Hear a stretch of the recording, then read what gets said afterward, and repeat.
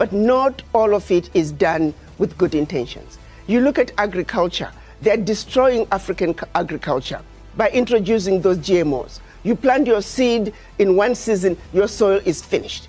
We used to have seeds that we can use from one season to the other. The introduction of GMOs through these agencies, USAID is one of them. We are destroying Africa in a massive way. A little good is coming out, but by and large, the end result, they mean no good. They can turn around and give us an inventory and say, as long as you have been in Africa, and also other parts of the world, show us your success rate. You claim you're helping governments with education and healthcare. Show us your success rate. But I also turn around and say, African governments, why do you need this little aid to assist you in providing proper healthcare, proper education? The average African government can afford to provide those services for their people. Africa has been the provider. If you look at Europe, Europe cannot survive without Africa. One situation that people don't realize, post-World War, when the US came up with the Marshall Plan, what they don't tell you is that the contribution through exploitation of African minerals was actually the biggest funder of the European Recovery Plan, ERP, aka the Marshall Plan.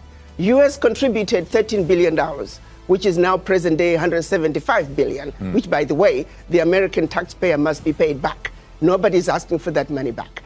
But what they don't tell you is that Africa, through exploitation of its resources by the Europeans, was actually a much, much bigger contribution to the European recovery post-World War II. Nobody talks about that. Why does such a continent that did so much to help Europe recover continue to be so poor? Let's be realistic here. Let's not talk about peanuts. Africa does not need the aid.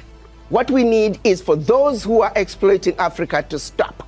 Africa has everything it needs. If Africa could have contributed as much as it did to the recovery of Europe post-World War II, why wasn't Africa equally developed? I think this is a wake-up call for the African leaders.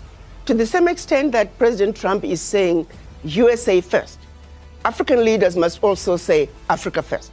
This is a wake-up call to the African leaders to take inventory of what is really happening in their countries. Do they really need the peanuts that are coming in as aid? What is really going out? If I may use the example of what happened in Niger when the government decided they were going to take over the mining of their uranium. The French companies that were mining the uranium were paying the government 80 cents a kilo for the uranium, and then turning around and selling the uranium to the rest of the world.